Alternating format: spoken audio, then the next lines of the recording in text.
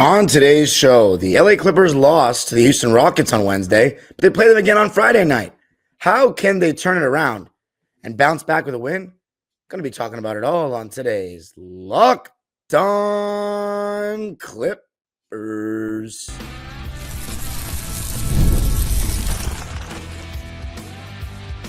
You are Locked On Clippers, your daily Los Angeles Clippers podcast, part of the Locked On Podcast Network. Your team every day.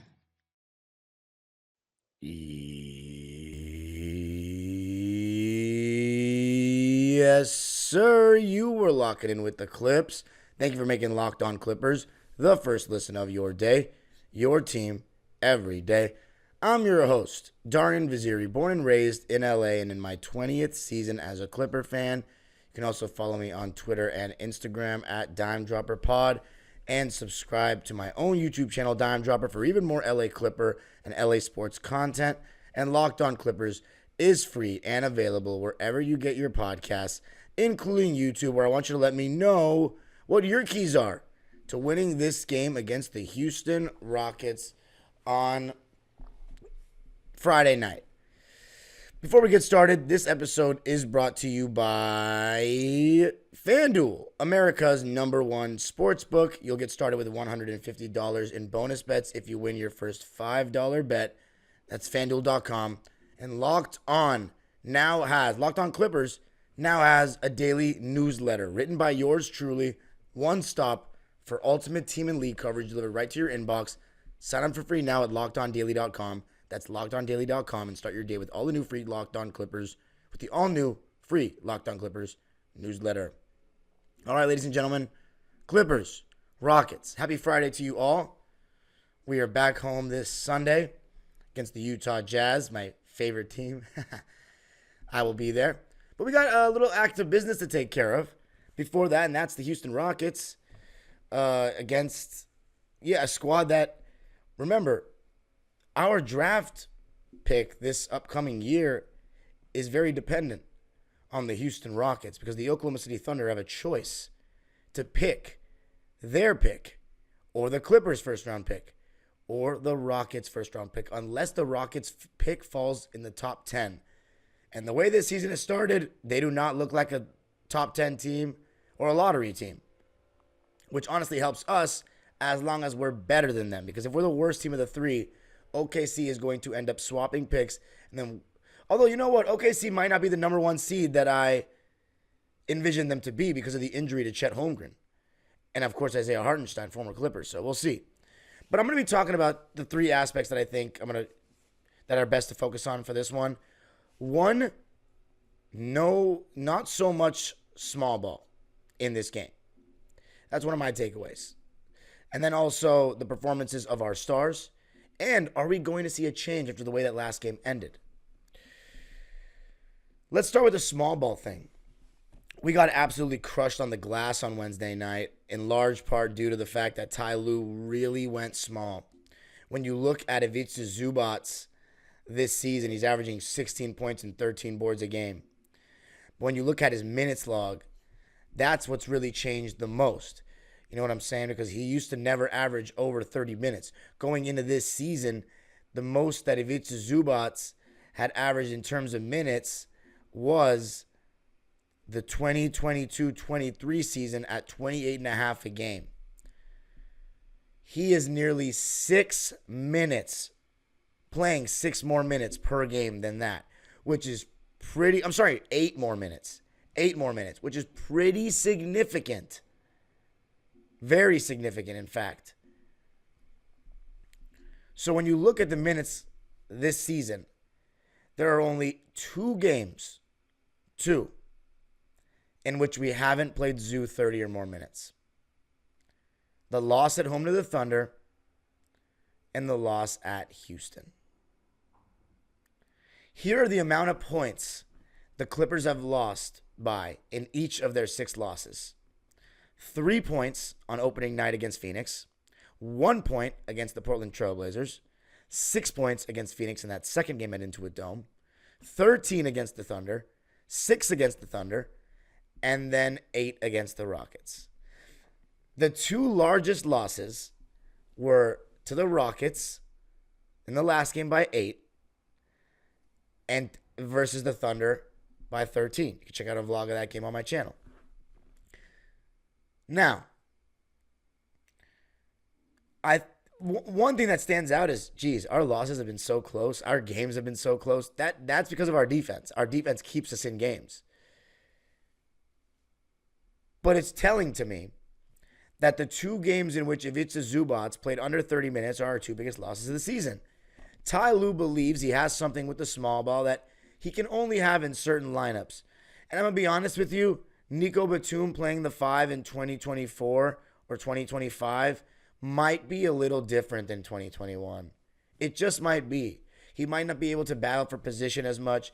He might not be able to get the inside position as much. He might not be willing or have the energy to get as physical as before, but we'll see. I'm not really counting that out. I just think James Harden, when we do switch everything scheme, even though James Harden is part of the switch 1 through 4 scheme in the starting lineup anyway, when you have another defender like KPJ out there, see, I want to say KPJ and Norm Powell, but these guys haven't been bad defensively this year. So I think in Ty's case, or in Ty's mind, he's like, look, if I'm looking at the roster, right? James Harden, okay, he hasn't been very good defensively this year, right? When was the last time? And honestly, I'm actually going to defer to a Harden stan that follows him around on a U-Haul truck wherever he goes. Harden stans. What was the last season you would say that James Harden was good defensively? Good. Has there ever been a season that you think he was good since he left Oklahoma City? So I would love to, hear it from you.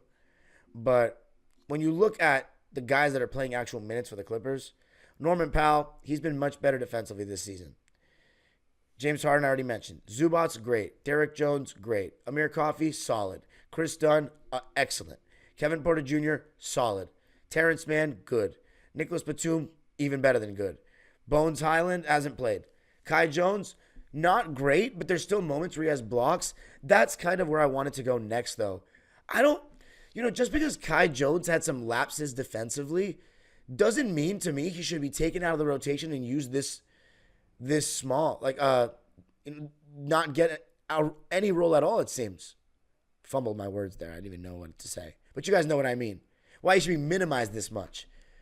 He's a vertical threat. He comes out and gives us a lot of energy. Okay, he looks like he has suspect hands at times, and the game might be a little fast for him in terms of, thinking of the game, and he'll have some defensive lapses. But we let Mason Plumlee play real minutes in playoff games last year. Who are we kidding?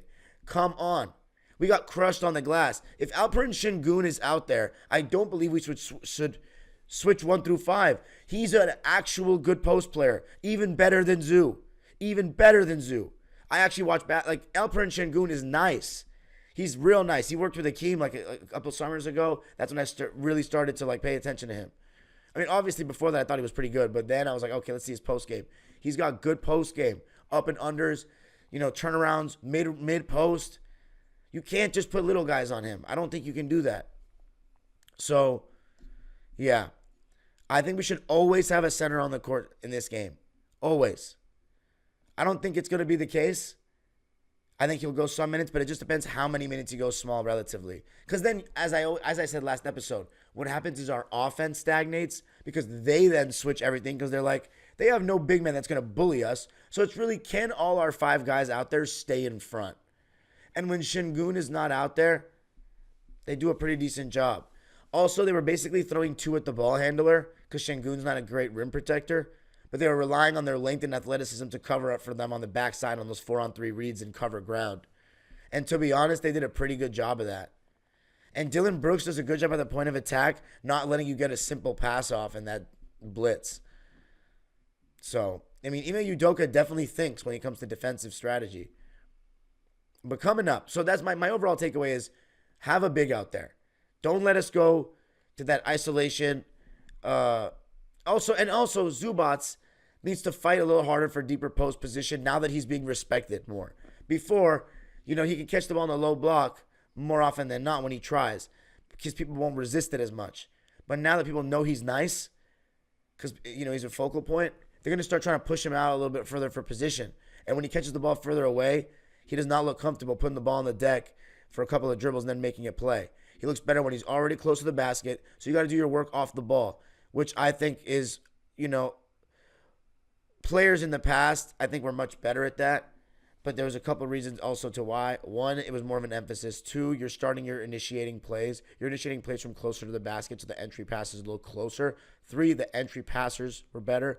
Four, sometimes teams try to, as I say, flirt with the defensive 3-second, but try to sandwich front to player and then sandwich, which technically by the letter of the law before 2001 wasn't legal, to try to leave the man from the weak side to come before somebody would get the ball.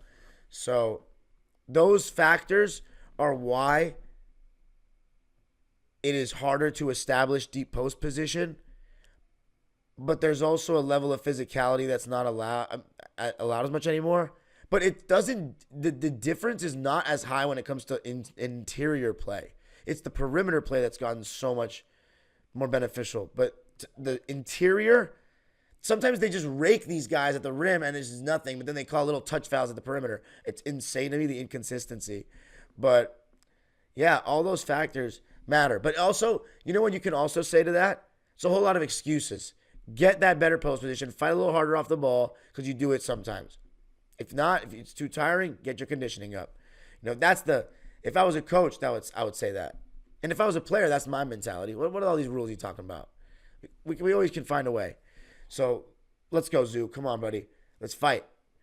Coming up, the guys that make it all tick. James Harden, Norman Powell. Going to be talking about what I need from them or what we need from them coming up.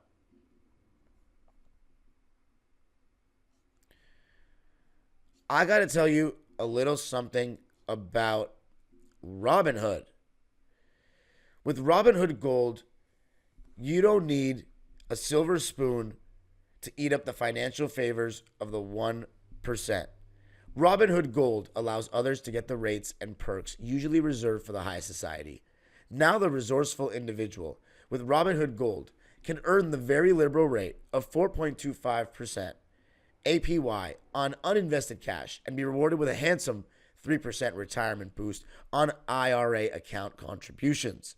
Robinhood Gold provides the privileges of a high net worth for any net worth. These generous benefits are now available for only $5 a month. The new gold standard is here with Robinhood Gold. Sign up at robinhood.com/gold. Terms apply. For product-specific disclosures, visit robinhood.com/gold. Investing involves risk. Rate may change. Gold membership is offered by Robinhood Gold, LLC.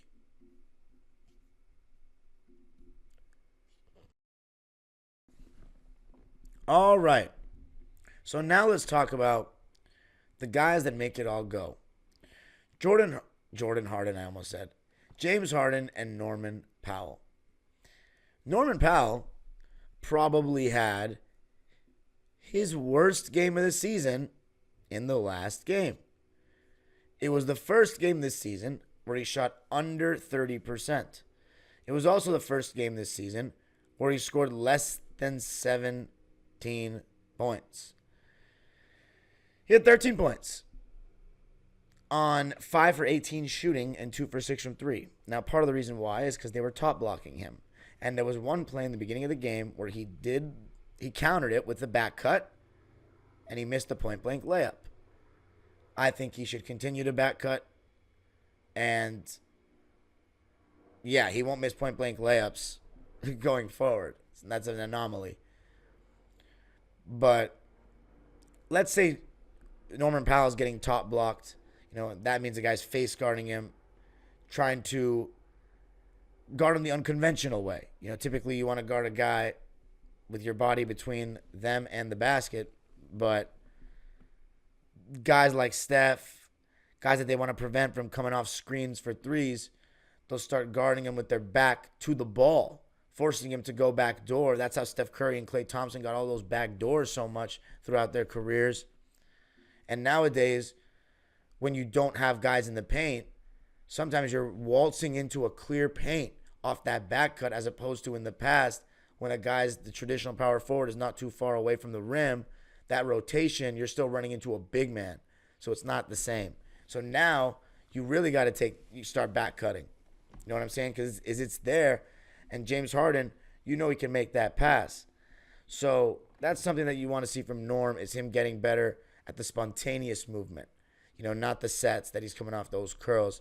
Because now he's going to start getting treated like a guy, like a star caliber player. So if that's the case, then he's got to be ready to, up his game even another level.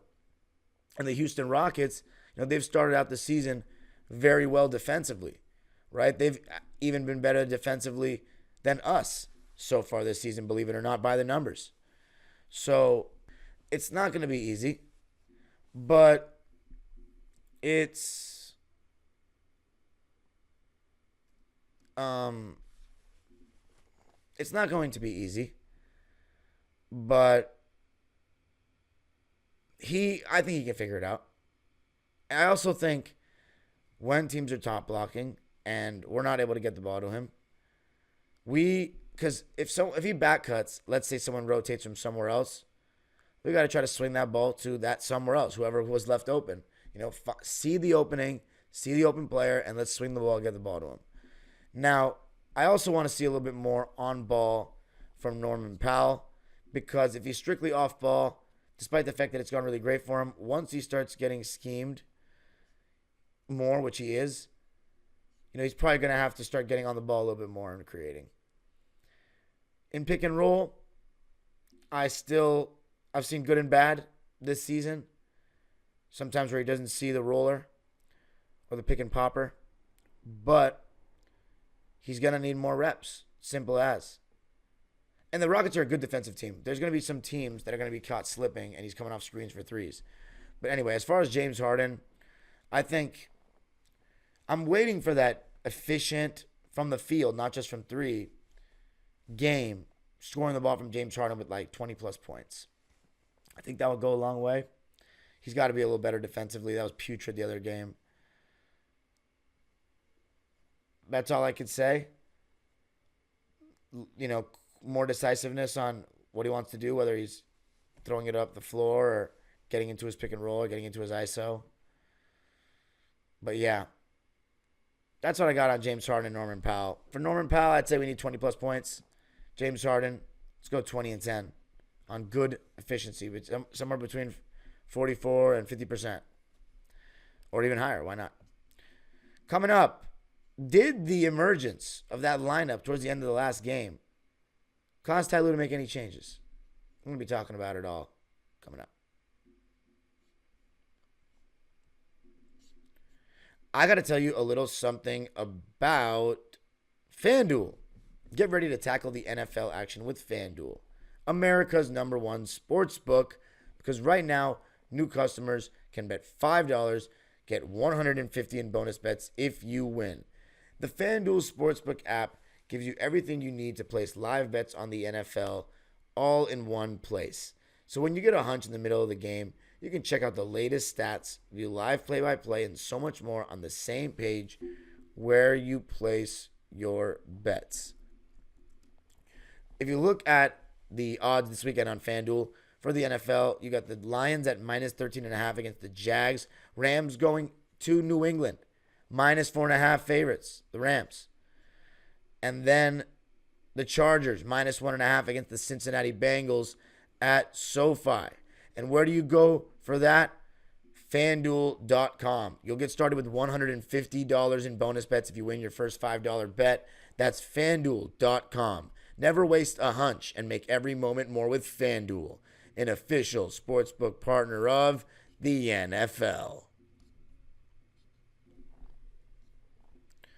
All right. Hope everybody's doing well on this Friday.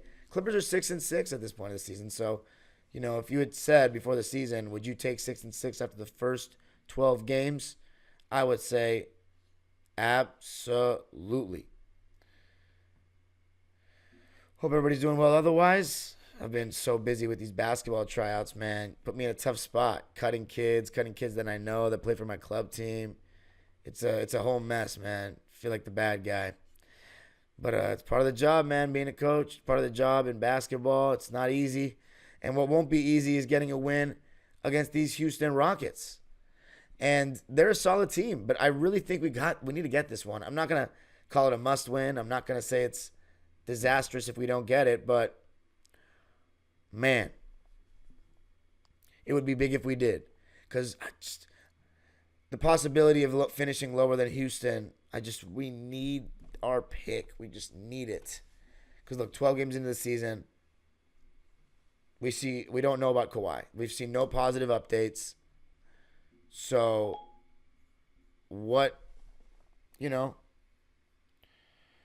it's hard to be optimistic in that regard.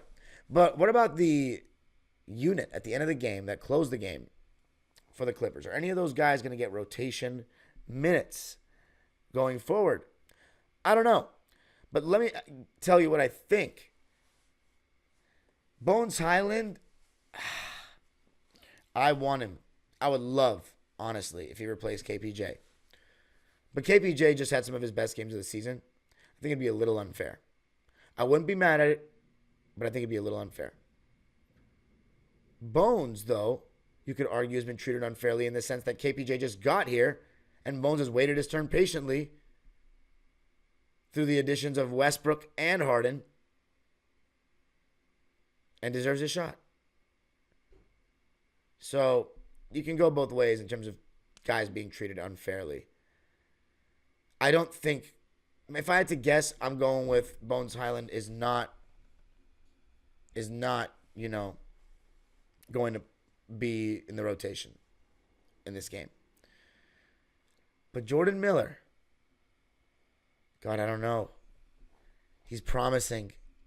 He's still on a 2-way contract, though. It would be crazy if he took out KPJ and put in Jordan Miller. Or does he, you know what? Honestly, knowing Ty Lue, this is what I think he's going to do. He's not going to play Kai Jones. He's still going to go with the small ball a lot. Maybe he'll play Kai Jones for like 3 or 4 minutes. But Jordan Miller will be the guy that plays and takes those minutes. He'll still go 10 deep. I could be wrong, though.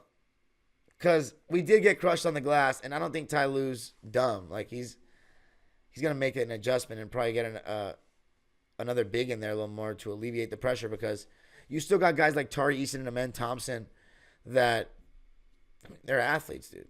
They go up to the sky for some of these boards. But yeah, I don't think you're going to see anything major. If KPJ's taken out of the rotation, man, that'll be something to talk about. All right.